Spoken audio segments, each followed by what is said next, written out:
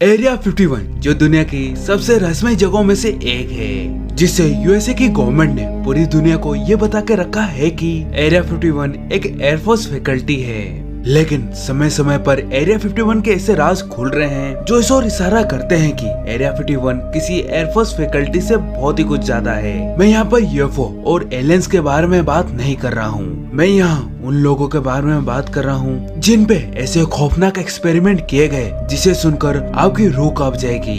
और ऐसे ही खौफनाक एक्सपेरिमेंट था द एबिगेल प्रोजेक्ट 1943 में। जब यूएसए की गवर्नमेंट एयरफोर्स को बेहतर बनाने की कोशिश में थी, तब ऐसी अफवाह उड़ी थी कि एयरबेस में ऐसा एक प्लेन बनाया जा रहा है जिसकी रफ्तार का कोई तोड़ नहीं होगा। कई न्यूज मीडिया ने एयरफोर्स के अंदर होने वाली चीजों को कैप्चर करने की बहुत ही ज्यादा कोशिश की, लेकिन वो नाकामयाब रहे। एयरफोर्स बेस यानी एरिया 51 के चारों ओर डजनों ट्रक्स थे और एरिया 51 के सारे पैरामीटर्स पर हथियारों के साथ तैनात सैनिक 24 घंटे खड़े रहते थे ताकि कोई अंदर ना आ सके। ये पता करने के लिए कि आखिर एरिया 51 के अंदर चल क्या रहा है, इसके लिए न्यूज रिपोर्टर्स ने एक प्लेन बनाया। सारे न्यूज रिपोर्टर एरिया 51 से थोड़ा दूर रहकर छुप छुप कर वहाँ पर काम करने वाले लोगों पर नजर रखना स्टार्ट कर दिया और उनका ये प्लान कामयाब भी हो गया। बहुत ही जल्द न्यूज रिपोर्टर्स ने एरिया 51 में काम कर रहे एक एम्प्लॉय को ढूंढ लिया। जब उस एम्प्लॉय से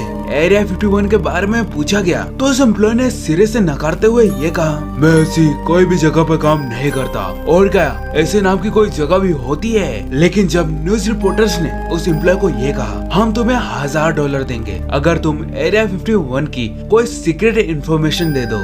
इस पर वो एम्प्लॉय मान गया और उस एम्प्लॉय ने रिपोर्टर्स को कभी न भूलने वाला एक नाम बताया, एबिगेल वेस्टन। उस एम्प्लॉय ने एरिया 51 के बारे में बताते हुए ये कहा कि एबिगेल वेस्टन वहाँ के सबसे इज्जतदार साइंटिस्ट एल्बर्ट वेस्टन की बेटी थी। उस समय वर्ल्ड वॉर 2 खत्म होने की कगार पर था। यूनाइटेड स्टेट वर्ल्ड वॉर जीत चुकी थी, लेकिन उन्हें बाकी देशों से ये झूठ बोलना पड़ा कि वो नाजी से क्रश होने से बच गए। लेकिन कई अमेरिकन सीनियर ऑफिसर्स को यकीन होने लगा था कि आज जो भी कुछ हिटलर ने हासिल किया है, इसके पीछे की वजह है एडोल्फ हिटलर के पावरफुल सैनिक, जिन्हें कई एक्सपेरिमेंट से ताकतवर बनाया था ताकि हिटलर दुनिया का सबसे ताकतवर इंसान बन सके।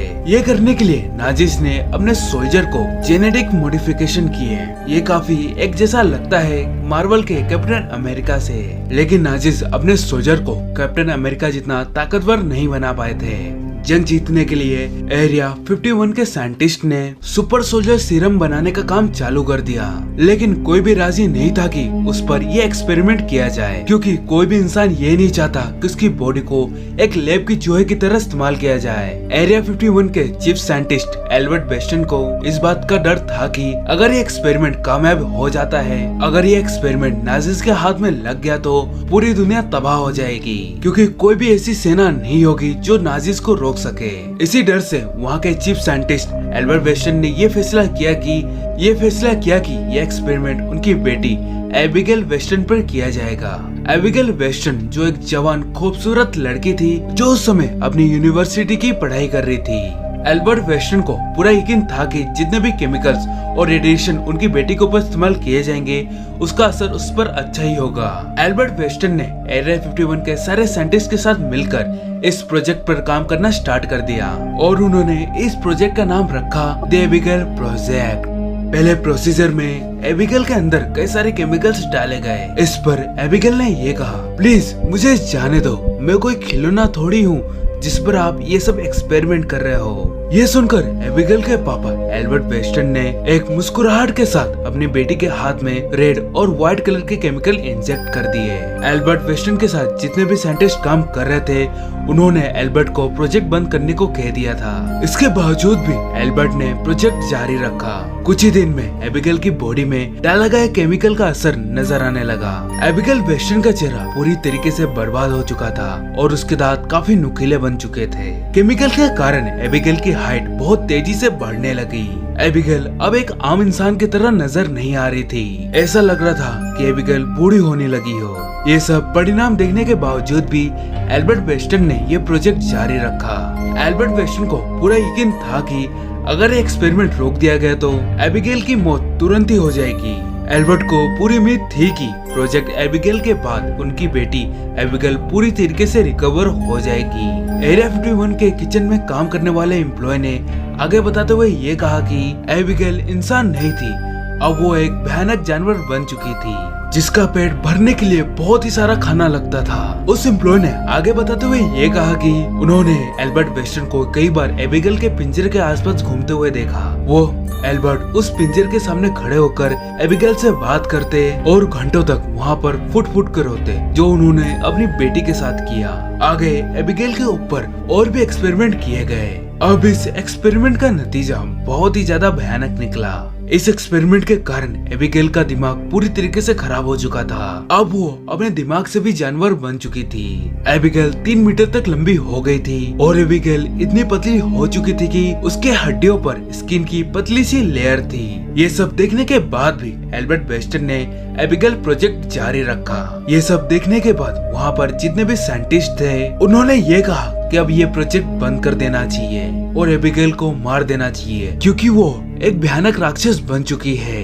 ये सब सुनने के बावजूद भी एल्बर्ट वेस्टन ने द एबिगेल प्रोजेक्ट कंटिन्यू रखा, क्योंकि उन्हें अभी भी यकीन था कि उनकी बेटी रिकवर कर सकती है। अपनी बेटी को जानवर बनाने का रीजन वो खुद ही थे।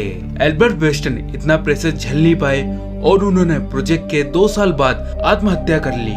आत्महत्या करने से पहले अपने कलीग्स के लिए एक नोट छोड़ा था, जिसमें एल्बर्ट वेस्टन ने अपने साथ काम कर रहे वैज्ञानिकों को ये कहते हुए कहा कि मैं आपसे विनती करता हूँ कि प्लीज आप एबिगेल को बचा लें, अगर नहीं बचा सकते तो एबिगेल को मार दे।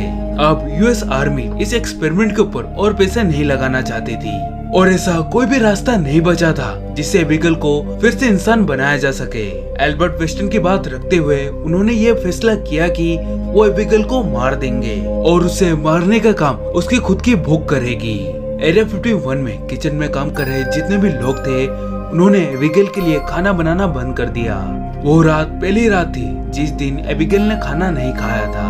उस एम्प्लॉय ने आगे बताते हुए ये कहा कि किचन एबिगेल के पिंजरे से काफी दूर था। इतना दूर होने के बावजूद भी उसे एबिगेल की रोने और चीखने की आवाज साफ सुनाई दे रही थी। ना जाने एक दिन कैसे रात का समय था, वहाँ के सारे सिक्योरिटी सेंसर्स अचानक बंद हो गए और एबिगेल अपने पिंजरे से निकल गई। अब उस एबिगेल ने वहाँ पे काम कर रहे 2 गार्ड्स को मारकर खा लिया। उस एम्प्लॉय ने आगे बताते हुए ये कहा कि एबिगेल के शरीर पर कोई भी गोलियों का असर नहीं होता था और आगे भी कत्लेआम होते गए। आज एबिगेल प्रोजेक्ट बंद होने से 70 साल से भी ज्यादा का समय हो चुका है, लेकिन आज भी ऐसा कहा जाता है कि एरिया 51 के फ्लड गेट में आज भी एबिगेल जिंदा है, क्योंकि वहाँ पर एबिगेल की रोने और चीखने की आवाज साफ सुनाई देती है।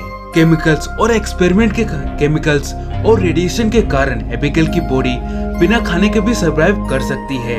ऐसा कहा जाता है कि उस फ्लड गेट का दरवाजा कोई नहीं खोलता है, अगर किसी ने खोल दिया तो एबिगेल उन्हें मारकर खा जाएगी।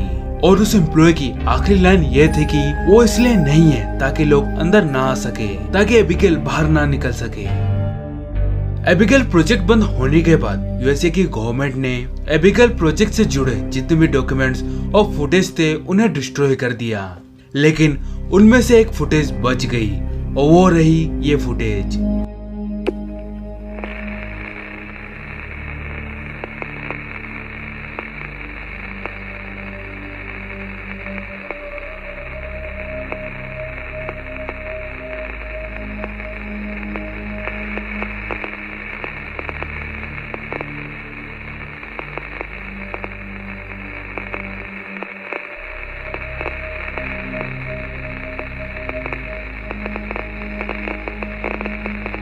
ये वीडियो पूरा अंत तक देखने के लिए आपका बहुत ही ज्यादा शुक्रिया। तो प्लीज मेरे चैनल को सब्सक्राइब कर लीजिए और पास वाले बेल आइकन को इनेबल करना मत भूलना। जल्दी मिलेंगे दूसरी वीडियो में। This is Shubh signing out.